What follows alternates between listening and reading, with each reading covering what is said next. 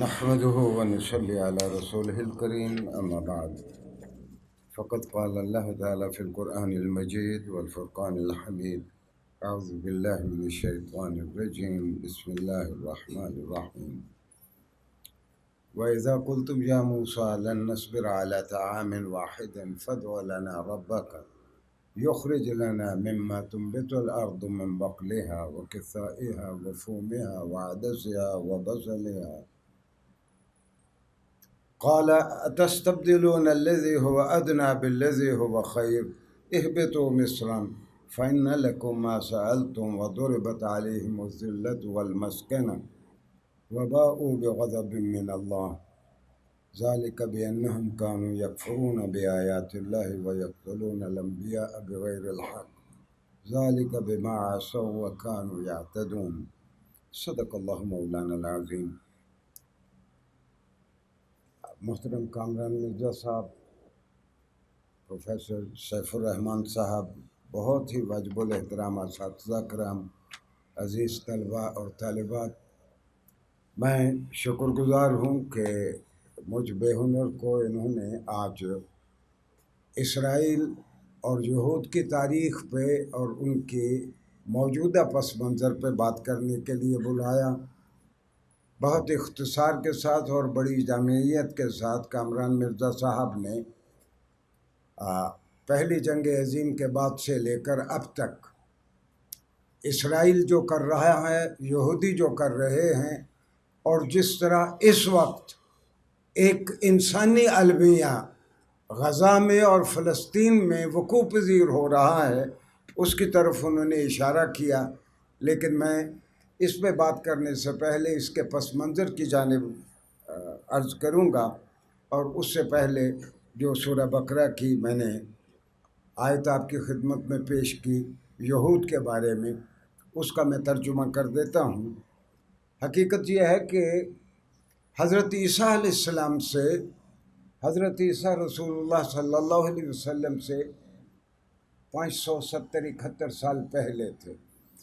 ان سے کوئی 1250 سال پہلے حضرت موسیٰ تھے. حضرت موسیٰ سے تقریباً 1250 سال 1300 سال پہلے حضرت ابراہیم علیہ السلام تھے. گویا حضرت عیسیٰ علیہ السلام اور حضرت ابراہیم علیہ السلام کے درمیان جو وقت ہے کوئی 2700-2500 سے لے کر 2700 سال بنتا ہے. ان کے بیٹے حضرت یعقوب تھے. حضرت یعقوب کے 12 بیٹے تھے، ایک بیٹی تھی ان کی. ان کا 11واں بیٹا سیدنا یوسف علیہ السلام تھے، اور 13ویں بیٹے ان کے سیدنا بنیامین تھے، اور 12ویں نمبر پہ ان کی واحد اکلوتی بیٹی تھی. حضرت یعقوب کے ایک بیٹے، ان کا ایک لقب ان کا اسرائیل تھا، اور حضرت یعقوب کی وہ اولاد وہ بنی اسرائیل کہلائی. حضرت یعقوب کے ایک بیٹے کا نام یہودا بھی تھا، اور وہ یہودی کہلائے. میں ان یہودیوں کو خطاب کرتے ہوئے حضرت موسیٰ علیہ السلام کا تذکرہ کرتے ہوئے قرآن نے کہا کہ جب موسیٰ کو ان کی قوم نے کہا کہ ایک ہی کھانے پہ ہم نہیں رہ سکتے، اللہ سے کہو. آپ کو معلوم ہے کہ جب فرعون موسیٰ ڈوب گیا خلیج عقبہ میں، رامسیس II، فرعون ڈوب گیا، اور اس کے بعد اللہ کے حکم سے حضرت موسیٰ علیہ السلام جو اپنی قوم بنی اسرائیل کو لے کر فلسطین کی جانب چلے گئے. جب فلسطین کی جانب گئے تو یہودیوں نے شور مچایا، اور اس وقت ان کو کھانا ملتا تھا اللہ کی طرف سے، من و سلوہ اس پوری قوم پہ اترتا تھا. انسان بنیادی طور پر ناشکرہ ہے، چونکہ من و سلوہ صبح بھی شام بھی دوپہر کو بھی من و سلوہ، تو یہودی چیخ پڑے ایک ہی کھانا ہم نے نہیں کھانا. اے موسیٰ، اپنے اللہ سے کہو کہ ہمیں کوئی ایسی زمین اور زمین کی وہ نعمتیں دیں جہاں ساگ ہو، جہاں ککڑی اور تریں ہوں، جہاں کھیرے ہوں، جہاں گیہوں ہو، اناج ہو، اور اس کے ساتھ دالیں ہوں. یہ ساری چیزیں ہمیں دے. اور پھر اللہ نے ان سے کہا کہ تم فلاں جگہ پہ چلے جاؤ فلسطین میں، تم وہاں کاشتکاری کرو، تمہیں یہ ساری چیزیں مل جائیں گی۔ لیکن اللہ نے ان سے کہا کہ اتستبدلون الذی هو ادنی بالذی هو خیر، تم ایک کمتر چیز لے کے تم ایک بہتر چیز کا انکار کر رہے ہو، تم اللہ کی نعمت کا تم کفران کر رہے ہو۔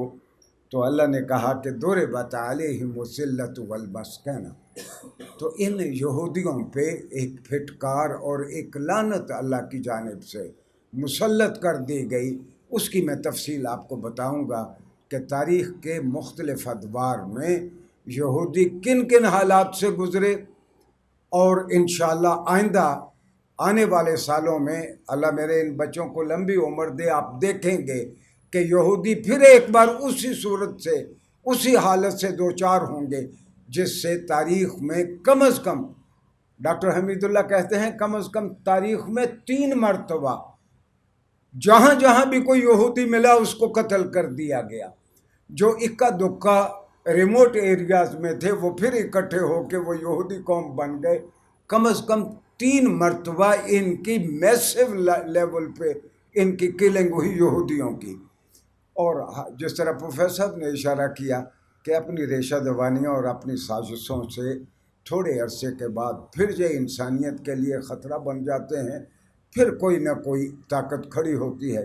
جس طرح 1943 میں آپ نے دیکھا کہ ہٹلر کھڑا ہوا اور اس نے جس کو وہ ہولوکاسٹ کہتے ہیں، وہ 30 لاکھ کے قریب انہوں نے یہودیوں کو قتل کر دیا۔ اس وقت یہودی اسرائیل میں کوئی 80 لاکھ کے قریب ہیں۔ 80 لاکھ اسرائیل کی آبادی ہے، اس میں سے 20% نان جیو ہیں، وہ یہودی نہیں ہیں، زیادہ ان میں اکثریت مسلمانوں کی ہے۔ ہم سمجھتے ہیں کہ 60-65 لاکھ یہودی اس وقت اسرائیل میں ہے، اور تقریباً اتنے ہی یہودی جو آج کا ڈیٹا بتاتا ہے کہ پوری دنیا میں مختلف ممالک میں اور اسرائیل میں کل یہودی اس وقت 1 کروڑ 60 لاکھ کے قریب ہیں۔ 1 کروڑ 55 لاکھ 1 کروڑ 60 لاکھ کے قریب یہودی ہیں۔ ایک اور میں عرض کروں، یہ سارے فیشن یہودیوں کی جانب سے، اور ان کے ایسے تھنک ٹینک ہیں جو مسلمان ملکوں کے لیے فیشن۔ ایک یہودی عورت ایک اپنی زندگی میں 7 سے 8 بچوں کو جنم دیتی ہے۔ مسلمانوں کو بتایا جاتا ہے کہ ایک لال تے ایک لالڑی یہ آپ کے لیے کافی، یعنی وہ اپنی عددی برتری بنانے کے لیے۔ اور مجھے یاد ہے اٹ واز بیک ان 1984، برطانیہ میں اور امریکہ میں اصول یہ ہے کہ جتنی بھی یہ پبلک آرگنائزیشن یا سوسائٹیاں ہیں، اس کی جنرل باڈی کی میٹنگ میں جانے کے لیے کسی کو کوئی نہیں روک سکتا۔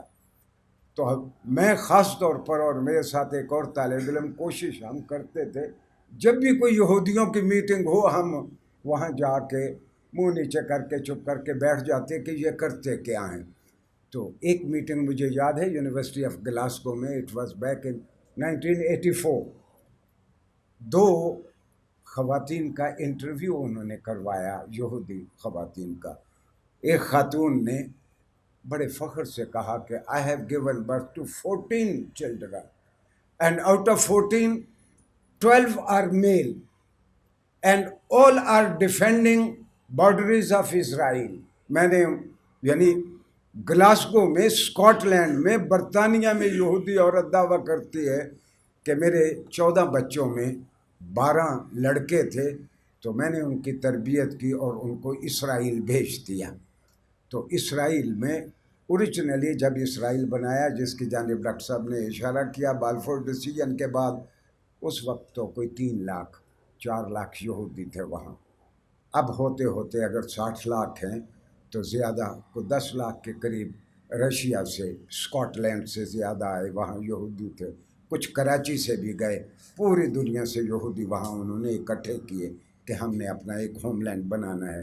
لیکن اس کے تاریخی پس منظر کی جانب میں ضرور اشارہ کروں گا کہ حضرت ابراہیم کا بیٹا علیہ السلام کا یعقوب اور ان کا خطاب تھا اسرائیل.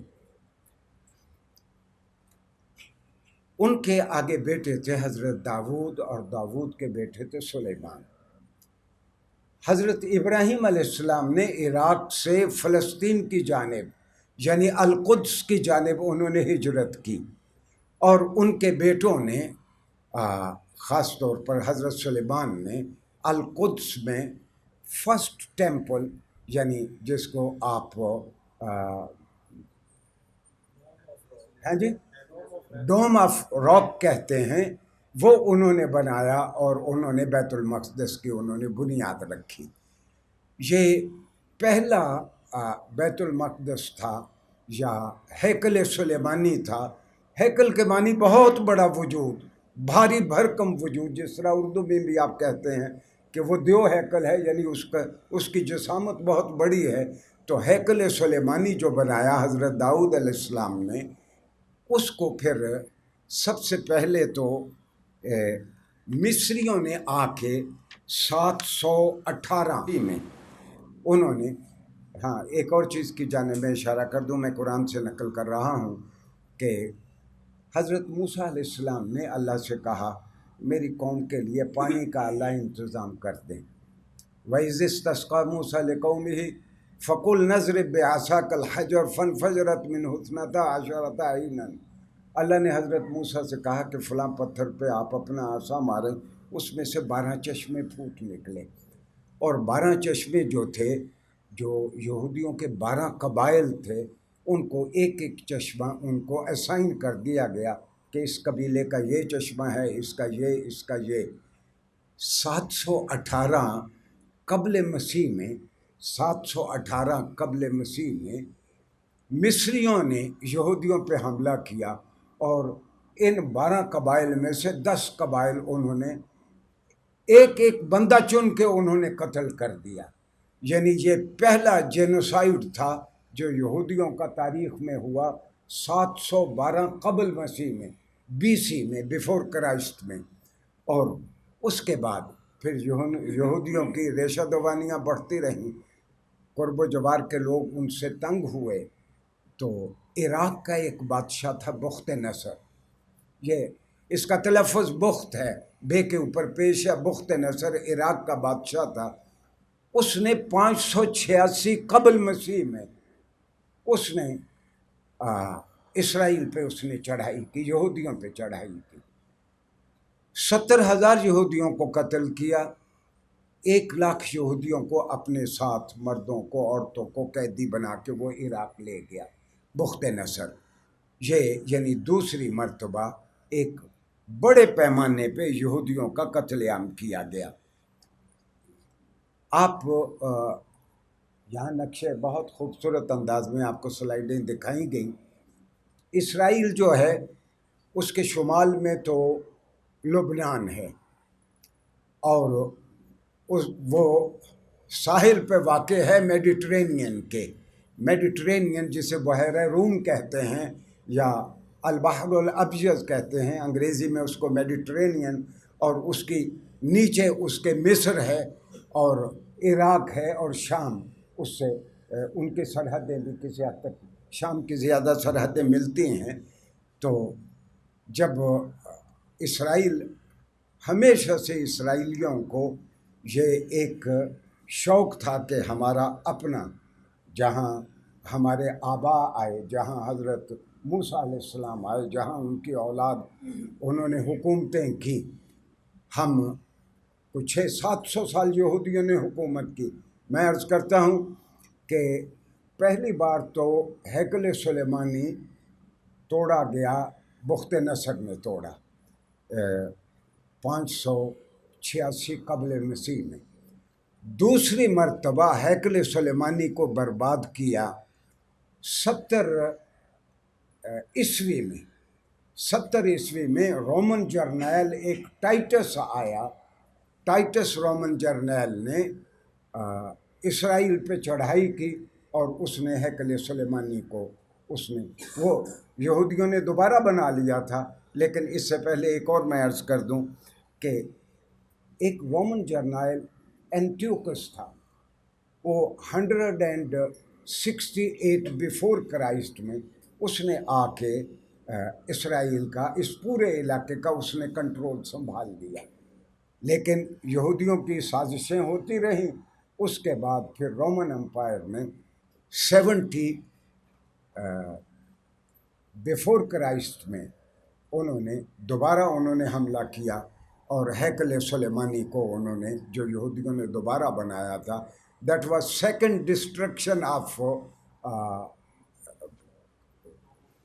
ہاں جی، ہیکل سلیمانی کی دوسری بربادی تھی یہ، یعنی ٹیمپل کی سیکنڈ ڈسٹرکشن آف ٹیمپل اس کو انگریزی میں کہتے ہیں۔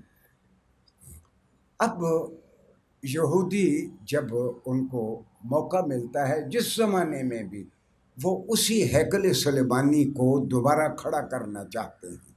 آپ نے میری عمر کے لوگوں نے کئی مرتبہ سنا ہوگا کہ وہ دور سے کھدائیاں کر کے لاتے ہیں، وہ تلاش کر رہے ہیں کہ ہیکل سلیمانی کی اصل بنیادیں کہاں ہیں، ان بنیادوں پہ ایک بار پھر ہم نے ہیکل سلیمانی کھڑا کرنا ہے۔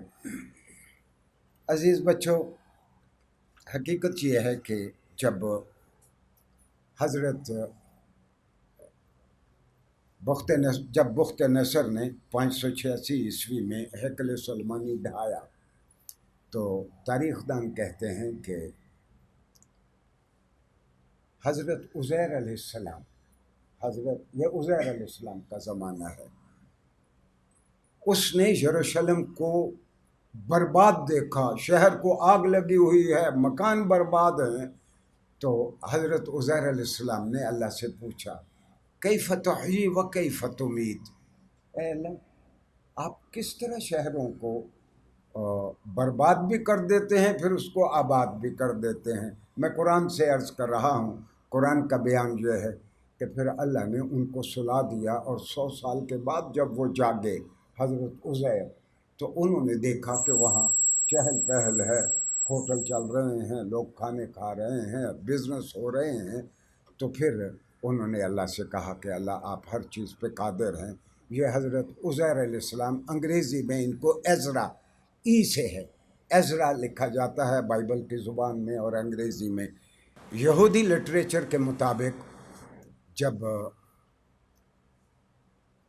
بخت نصر نے اسرائیل کو ڈھایا اور ٹیمپل برباد کیا، اس کے کچھ 50-60 سال بعد، یہ بھی حضرت عزیر ہی کا زمانہ ہے، وہ آئے اپنے سائرس دی گریٹ، ایران کا بادشاہ آیا اور اس نے ٹیمپل کو دوبارہ بنایا، اور پھر یہ ٹیمپل آخری مرتبہ جنرل ٹائٹس نے، جس طرح میں نے عرض کیا، 70 AD میں، عیسوی میں یہ دوبارہ برباد کیا گیا۔ ہاں، اس میں ایک عرض کر دوں، عیسائیوں کا زمانہ گزرا، عیسائیوں کا جب زمانہ گزرا تو یہودیوں کو اجازت نہیں تھی بیت المقدس میں آنے کی، اور جب سیدنا عمر رضی اللہ عنہ نے، مسلمانوں نے فلسطین کو فتح کیا، اس وقت سلطنت روم کی، رومن امپائر کا قبضہ تھا یروشلم پہ، اور یروشلم فتح ہو گیا۔ اس کے جو عیسائی کسٹوڈین تھے یروشلم کے اور بیت المقدس کے، انہوں نے کہا کہ ہم شہر کی چابیاں اور بیت المقدس کی چابیاں تب دیں گے جب آپ کا امیر المومنین آئے۔ جب امیر المومنین آئے تو حضرت عمر رضی اللہ عنہ نے ہی travelled all the way from Medina to القدس، آپ گئے اور آپ نے عیسائیوں سے معاہدہ کیا اور ان سے یروشلم کی چابیاں لیں۔ جو معاہدہ کیا وہ میرے پاس وہ معاہدہ موجود ہے، اس میں ایک شرط یہ تھی کہ یہودیوں کو یروشلم میں داخل ہونے کی اجازت نہیں دی جائے گی۔ یعنی یہ بڑا حیران کن ہے کہ حضرت عمر رضی اللہ عنہ عیسائیوں سے معاہدہ کر رہے ہیں کہ یہودیوں کو بیت المقدس میں آنے کی اجازت نہیں دی جائے گی، سال میں ایک مرتبہ سالانہ عبادت کے لیے، جو ان کا بہت متبرک دن ہوگا. ہاں جی، یہ عیسائیوں کی جانب سے تھی اور حضرت عمر نے اس کو قبول کیا. ہاں جی، یہ ان کی شرط تھی، حضرت عمر نے اس کو قبول کیا اور وہ معاہدہ اب موجود ہے کہ جو عیسائیوں میں اور حضرت عمر رضی اللہ عنہ میں ہوا تھا. انہوں نے ان روڈز بنائیں عثمانیوں کے دور میں، جس کی جانب ڈاکٹر صاحب نے بھی اشارہ کیا. جب یہ عثمانیوں کے بہت قریب ہو گئے تو عثمانیوں سے یہ یہودی بہت فیورز مانگتے رہے، اور وہ بڑے جنرس تھے عثمانی مجموعی طور پر، اور خاص طور پر جب عثمانیوں کی حکومت بہت کمزور ہو گئی، جس طرح آپ نے کہا کہ عرب ان کے سامنے کھڑے ہو گئے، تو یہودیوں نے بھی ان کو ہوا دی. علامہ اقبال نے اس کو کہا، دراصل عثمانیوں کے خلاف جو لوگ کھڑے ہوئے وہ کس بنیاد پر کہ میں عراقی ہوں، میں شامی ہوں، میں جزیرۃ العرب کا ہوں. تو اقبال نے اس کو کہا کہ ان تازہ خداؤں میں بڑا سب سے وطن ہے. یہ جو وطنیت اور سو کالڈ نیشنلزم اور نیشنل اسٹیٹ کے لیے جو جان دینا ہے، تو اقبال نے اس کو بہت بڑا خدا کہا کہ اپنا بنیادی موقف، بنیادی نظریہ، ایمان بھول کے آپ نیشن اسٹیٹ کے لیے اگر کھڑے ہونا شروع ہو جائیں. اقبال نے ان کو تازہ خداؤں میں سب سے بڑا خدا کہا ہے. اب یہودیوں کو موقع ملا اور یہودیوں نے عثمانیوں سے بہت ساری فیسلٹیز لیں، اور یہودی اس میں ایک اور عرض کر دوں کہ 14 مئی 1914 کو برطانیہ پورے کا پورا یہودیوں کے ساتھ ہے. برطانیہ یہودیوں کے ساتھ ہے، امریکہ بھی ان کے پیچھے ہے. فرسٹ ورلڈ وار ابھی ہوئی نہیں ہے. انہوں نے 11 مئی کو لاگو کر دیا 1914 کو بالفور ڈیکلریشن، کہ یہودیوں کو ان کے محترم اور متبرک جگہ پہ ان کو ایک ہوم لینڈ دیا جائے، یہودیوں کو ایک ہوم لینڈ دیا جائے. اور اس کے لیے پھر پوری دنیا سے یہودیوں کو اکٹھا کر کے پھر فلسطین بھیجا گیا. نقل مکانی یہودیوں کی شروع ہوئی فلسطین کی طرف. فلسطین میں 3 لاکھ 4 لاکھ تذکرہ نگار لکھتے ہیں، اس سے زیادہ یہودی نہیں تھے. تو 10 لاکھ یہودی رشیا سے آئے، اسکاٹ لینڈ سے بہت یہودی آئے، امریکہ سے آئے، یورپی ملکوں سے آئے، کراچی سے، ہندوستان سے بھی کئی یہودی گئے. رنگ و نسل کی تمیز کے بغیر جو بھی یہودی تھا اس نے کوشش کی کہ ہم اپنا ہوم لینڈ بنائیں. اور پھر جب انہوں نے اس وقت سے لے کر 1948، 14 مئی 1948 اور 11 مئی 1948 سے لے کر 1977 تک عربوں نے اس کو قبول نہیں کیا. ان کی آپس میں جھڑپیں ہوتی رہیں. بڑی جنگ 1967 میں ہوئی، 1967 میں، جس میں سارے عرب ملکوں کو شکست ہوئی.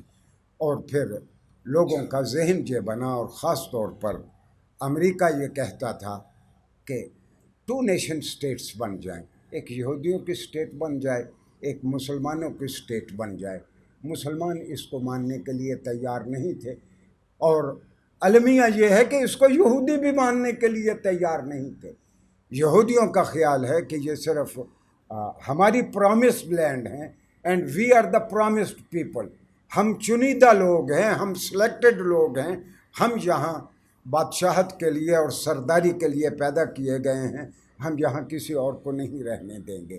اس کا ایک نقشہ آج آپ دیکھ رہے ہیں کہ 1967 سے لے کر گزشتہ 50-55 سالوں سے جب بھی ان کو موقع ملتا ہے تو وہ مسلمانوں کا قتل عام کرتے ہیں، اور اس کے بعد پھر انٹرنیشنل آرگنائزیشنز آ جاتی ہیں. لیکن اب تو یہ ہے کہ بہت سارے ممالک ایسے ہیں جو یہودیوں کی مذمت بھی نہیں کرتے کہ یہودیوں نے یہ مسلمانوں پہ یہ قہر توڑا ہے.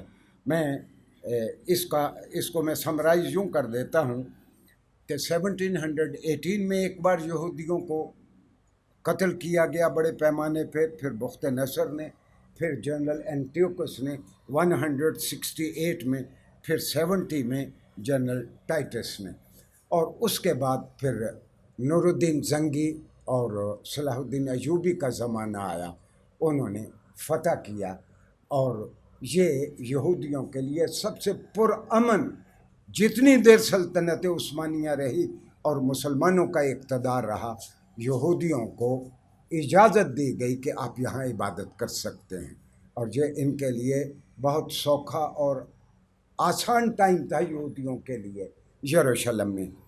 ناظرین گرامی، آج تھامس فریڈمین ہے جو یہودی جو کچھ کر رہے ہیں، اس کے بعد یہ نیو یارک ٹائمز کا آرٹیکل رائٹر ہے، گاہے گاہے اس کے ہفتے میں ایک آدھ مضمون ضرور آتا ہے، بنیادی طور پر یہودی ہے اور فنڈامنٹلسٹ یہودی ہے فریڈمین۔ وہ لکھتا ہے کہ یہودی جنگ ہار رہے ہیں۔ بھئی کیسے ہار رہے ہیں یہودی جنگ؟ یہودی اس طرح کہتا ہے جنگ ہار رہے ہیں کہ پوری دنیا میں سوشل میڈیا نے ایک ایسی اویئرنیس پیدا کر دی ہے کہ دنیا کا ہر فرد، چاہے وہ جیوش ہو، کرسچن ہو، ہندو ہو، مسلمان ہو، لامذہب ہو، وہ یہ سمجھتا ہے کہ یہودی فلسطین پہ ناحق قابض ہیں، لہٰذا یہودی یہ جنگ ہار رہے ہیں۔ اور حقیقت یہ ہے کہ اگر یہودی جنگ ہار رہے ہیں تو ابھی تک کسی مسلمان ملک نے اس میں اپنی جانب سے کوئی کنٹریبیوٹ نہیں کیا، وہاں کے لوگوں کو محفوظ کرنے کے لیے، وہاں کے لوگوں کو تحفظ دینے کے لیے، وہاں لوگوں کے جان، مال، عزت، آبرو کو حفاظت دینے کے لیے کسی مسلمان ملک نے کوئی معنی خیز کوئی اقدام نہیں کیا۔ ہاں، کچھ مغرب سے لوگ اٹھے، مثلا ایک بہت بڑا اسکالر ہے دور حاضر میں، انٹرنیشنل رائٹر ہے، وہ نوم چومسکی، آج کل وہ یونیورسٹی آف کولوراڈو میں ہے۔ میں نے بھی فلب رائٹر کے طور پر اسی کیمپس میں آج سے 40 سال پہلے کام کیا۔ نوم چومسکی MIT سے وہاں آ گیا، اس کے مضامین چھپتے ہیں، اور وہ یہودیوں کو مشورہ دیتا ہے کہ میں یہودیوں کو مشورہ دیتا ہوں کہ مسلمانوں کو اتنا تنگ نہ کرو کہ انجام کار مسلمان سارے اکٹھے ہو جائیں اور وہ مرتے بھی رہیں، اور وہ چلتے چلتے تم سب یہودیوں کو اٹھا کے وہ بحیرہ روم میں پھینک دیں۔ یہ نوم چومسکی کا موقف ہے کہ مسلمانوں کو اس حد تک تم تنگ نہ کرو کہ مسلمان سارے یہودیوں کو دنیا سے ختم کر دیں۔ اور میں ایک پیش گوئی کر رہا ہوں کہ جس طرح یہودیوں نے ان دنوں میں وہاں مسلمانوں کا قتل عام کیا، الٹیمیٹ یہودیوں کے خلاف ایک نفرت اٹھے گی۔ میں نے عرض کیا کہ آدھے یہودی اسرائیل میں ہیں، باقی امریکہ اور یورپی ممالک میں۔ کل پرسوں امریکہ کی ایک یونیورسٹی میں 2 یہودی بچوں پہ مسلمان بچوں نے حملہ کیا کہ تم یہودی ہم مسلمانوں کو قتل کر رہے ہو۔ الٹیمیٹلی ہوگا یہ، اگر یہودیوں کو عقل نہ آئی، کہ وہ دنیا میں جہاں بھی ہیں وہ غیر محفوظ ہو جائیں گے، کیونکہ ظلم ایک حد تک برداشت کیا جاتا ہے، اس کے بعد برداشت نہیں کیا جاتا۔ تو امریکہ میں اس طرح اب سوال یہ پیدا ہوتا ہے کہ ہم کیا کر سکتے ہیں اس صورتحال میں؟ فوجیں بھیجنا حکومتوں کا کام ہے۔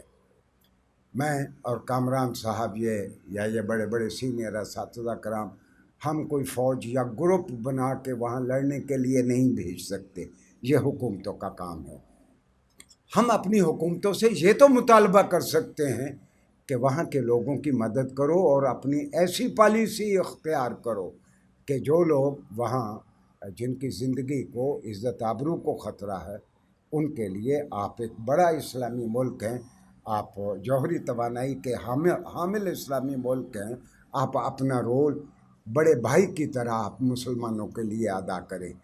ابھی تک سارے مسلمان ملک بشمول سعودی عرب، بشمول پاکستان، سارے ابھی تک چپ بیٹھے ہیں، اور اس کے لیے کسی کو غیرت نہیں آئی، جس طرح پروفیسر صاحب نے کہا، اور کسی کے کان پہ جوں نہیں دیں گی کہ ہمارے بھائی بند وہاں قتل ہو رہے ہیں۔ ایک دوسرا کہ ہم کم از کم یہ کر سکتے ہیں، جس طرح ڈاکٹر صاحب نے کہا کہ جو پروڈکٹس ہیں یہودیوں کی، ہم ان کا اس طرح بائیکاٹ کریں۔ پچھلے دنوں میں ایک خبر آئی کہ میک ڈونلڈ نے اتنے ملین یہود کو دیا اپنی حفاظت کے لیے۔ اس کا مطلب یہ ہے کہ اگر میں صبح شام یا میرے بچے اگر میک ڈونلڈ سے آئس کریم لے کے کھاتے ہیں تو میں ان اداروں کی مدد کرتا ہوں جو الٹیمیٹلی یہود کی پشت پناہی کر رہے ہیں۔ وہ سارے ادارے جو یہود کے ادارے ہیں، لیکن اس میں یہود نے بہت اچھی حکمت عملی استعمال کی۔ وہ اپنے نام سے ادارے نہیں بناتے، وہ اپنا ہیڈ آفس کیلیفورنیا میں بناتے ہیں اور اس کی شاخیں پھر مسلمان ملکوں میں، اور اس بات کو وہ چھپانے کی کوشش کرتے ہیں کہ this organization was owned by a Jewish person. یہ آپ سارے نیٹ پہ بیٹھتے ہیں، آپ کے لیے کوئی مشکل نہیں ہے ہر ادارے کی اونرشپ جان لینا کہ یا اس کی ایگزیکٹو باڈی کہاں بیٹھتی ہے۔ الٹیمیٹلی آپ کو پتہ چلے گا کہ وہ اس کی اوریجن تل ابیب میں ہے یا اسرائیل کے فلاں علاقے میں ہے۔ یہ جتنے بڑے بڑے بزنس کنسرن ہیں، یونیلیور ہے، میک ڈونلڈ ہے، اس طرح اور بہت سارے ادارے ہیں، کم از کم ان کی پروڈکٹس اور ان کی جگہ پہ جو آلٹرنیٹ چیزیں آپ کو مہیا ہیں مسلمان ملکوں سے یا کسی اور ملک سے، کم از کم یہودیوں کی نہ ہوں۔ آپ یہودیوں کا اس طرح بائیکاٹ کریں تاکہ ان کو بھی پتہ چلے کہ وہ انسانی سطح پہ لوگوں کا احترام کریں اور انسانی جانوں کا احترام کریں۔ اور آخری بات میں یہ کہوں گا کہ اصل میں تو ہمارا اپنے دین کے ساتھ اور اپنے معتقدات کے ساتھ وہ تعلق نہیں ہے جو ہونا چاہیے۔ اگر ہوتا تو خدا کی قسم آج اسرائیل جہاں تک نہ پہنچ گیا ہوتا۔ اقبال نے اس کو کہا۔ ہاں، ایک اور یاد رکھیں کہ اسرائیل کا کمال یہ ہے کہ سیکنڈ ورلڈ وار ہوئی، اس کے بعد میں ایک عرصہ 3-4 سال میں امریکہ میں اور برطانیہ میں رہا تو میں یہ جائزہ لیتا رہا کہ یہودیوں نے کس طرح امریکہ میں پینیٹریٹ کیا۔ میں 1982 کی بات کرتا ہوں، میں جس یونیورسٹی میں بھی گیا جتنے گرے ہیڈڈ پروفیسر تھے وہ یہودی تھے۔ یعنی سیکنڈ ورلڈ وار کے بعد یہودیوں نے یہ حکمت اختیار کی کہ دنیا کی نامور یونیورسٹیوں میں اور بڑی بڑی یونیورسٹیوں میں سارے یہودی پروفیسر تھے۔ اور یہودی پروفیسر، آپ کو پتہ ہے کہ آج نوبل لاریٹس کی تعداد بھی دیکھیں، اس میں بھی یہودیوں کی خاصی تعداد ہے۔ تو انہوں نے اپنے آپ کو تعلیم میں اس طرح ایکوپ کیا کہ وہ پھر مغرب کی ذہن سازی کرنے کے وہ قابل ہو گئے۔ مغرب کی، امریکہ کی، کینیڈا کی، برطانیہ، فرانس کی بڑی بڑی یونیورسٹیوں میں سینئر پوزیشنز پہ یہودی رہے، اور آج بھی یہودیوں کی ایک بڑی تعداد ہے وہاں۔ اور جتنی اسلحہ ساز فیکٹریاں ہیں وہ بھی یہودیوں کی ہیں، جتنی جہاز ساز کمپنیاں ہیں وہ بھی ساری یہودیوں کی ہیں، جتنے بینک ہیں وہ بھی سارے یہودیوں کے ہاتھ میں ہیں۔ علامہ اقبال نے اس کو بڑا خوب کہا کہ تیری دوا نہ جنیوا میں ہے نہ لندن میں، تیری دوا نہ جنیوا میں ہے نہ لندن میں، فرنگ کی رگ جان پنجہ یہود میں ہے۔ پورے امریکہ، برطانیہ اور جتنے افرنگی ملک ہیں ان کی رگ جان جس طرح یہودی چاہتے ہیں ویسے فیصلہ کروا لیتے ہیں۔ ہاں، پہلے مصرے پہ میرے ایک دوست نے کہا کہ تیری دوا نہ جنیوا میں ہے نہ لندن میں۔ وہ جو لندن میں دوائی کے لیے جاتے ہیں شاید انہوں نے اقبال کا یہ شعر نہیں پڑھا۔ تو عزیزان گرامی، حقیقت یہ ہے کہ ہم جہاں آج کھڑے ہیں اور یہودی اپنے علم کی بنیاد پر اور اساتذہ ہم نے جوس اداروں میں دیکھے ہیں جس طرح وہ محنت کرتے ہیں، اور یہودی اساتذہ ہم نے دیکھے ہیں امریکہ میں، برطانیہ میں، فرانس میں، جس طرح وہ محنت کرتے ہیں، اس طرح اگر ہم اپنے تعلیم کے لیول کو بھی اوپر کریں. طالب علم بھی یہ سوچے جو یونیورسٹی میں آتا ہے، آپ ان 2% لوگوں میں سے ہیں، خوش بخت لوگوں میں ہیں جو یونیورسٹی تک آئے ہیں. یونیورسٹی تک پاکستان کی معتدب اکثریت یونیورسٹی تک پہنچنے کی صلاحیت نہیں رکھتی. طے کر لیں کہ میں نے پاکستان کا اور اس امت کا اور اپنے بھائی بہنوں کا کوئی ایک مسئلہ حل کرنا ہے، اور علمی بنیاد پر آپ ان مسائل کو اسٹڈی کریں، اپنی تحقیق کریں، کوئی نئی چیز سامنے لائیں جس سے آپ کی یونیورسٹیوں کا بھی نام ہو، آپ کا بھی ہو. میں آپ کا بہت شکر گزار ہوں کہ آپ نے بہت صبر کے ساتھ میری بہت ساری بکھری باتوں کو سنا. شکریہ جی. جہاں کہیں بھی یہودیوں پہ قافیہ ہے یا تنگ ہوا، انہوں نے آ کے مسلمان ملکوں میں پناہ لی ہے. یعنی مثال کے طور پر 1492 میں جب عیسائیوں نے مسلمانوں کو اسپین سے نکالا، ساتھ یہودیوں کو بھی نکال دیا، تو سارے یہودی یا ترکی میں آئے، میری آواز آ رہی ہے، یا دیگر مسلمان ملکوں میں آئے، یا القدس میں آئے. کوئی عیسائی ملک میں یہودی نہیں کیا. یہودیوں کو یہ پتہ ہے کہ یہ ایسے لوگ ہیں مسلمان، اگر ہم ان کے پاس پناہ لیں گے تو یہ پناہ دیں گے اور ہماری عزت و آبرو کا بھی یہ پاس رکھیں گے. یہ مسلمانوں کا ہمیشہ یہی طرز عمل رہا. لیکن یہودی ایسے لوگ ہیں کہ جب بھی ان کو موقع ملا، وہ ذاتی تجربات پروفیسر بتانا بہت اچھا نہیں لگتا، لیکن میں ان بچوں کو سمجھانے کے لیے کہ یہودیوں کی تربیت کیسے ہوتی ہے، یعنی اسرائیل میں ان کی تربیت کیسے ہوتی ہے. میں ملک سے 6-7 سال باہر رہا، برطانیہ، امریکہ، ادھر ادھر پھرتا رہا، پڑھتا رہا. ایک بار میں جہاز میں بیٹھا ہوں تو ایک بہت خوبصورت خاتون میرے ساتھ بیٹھی ہے، اور اس کا ایک چھوٹا سا بچہ بھاگتا پھر رہا ہے. وہ میرے ساتھ ہل گیا، کبھی میرے پاس آتا ہے، میں اس سے پیار کرتا ہوں، چلا جاتا ہے، پھر آتا ہے. تو اسی اثناء میں نے سوچا کہ میں بچے کو کوئی ٹافی وغیرہ دے دوں. میں نے اوپر ہیڈ ریسٹ سے میں نے اپنا بیگ نکالا تو بیگ پہ لکھا ہوا تھا چودھری. اچھا، اس خاتون نے سمجھا یہ چودھری صرف پاکستان میں نہیں ہوتے، ہندوستان میں بھی بہت ہیں، بہت سارے ہندو اپنے نام کے ساتھ چودھری لکھتے ہیں. اچھا، اس خاتون نے سوچا یہ سامنے سے رنگ کا بندہ یہ ہندو ہوگا، تو مجھے کہتی ہے کہ you are from India mister Chaudhry.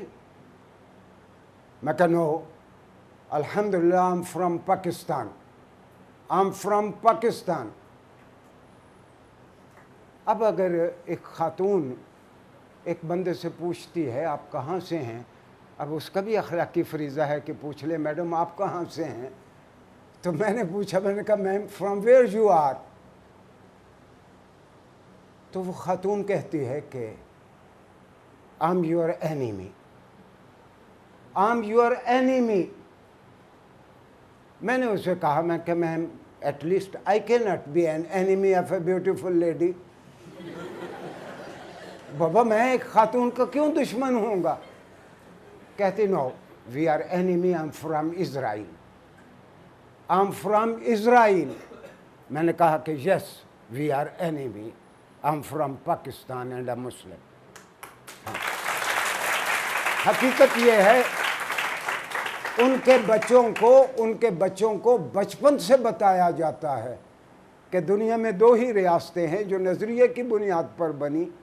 ایک ان کی ریاست ہے اسرائیل ہے اور دوسرا پاکستان ہے، اور تمہارا اگر کوئی دشمن ہے تو وہ پاکستان ہے. شکریہ جی.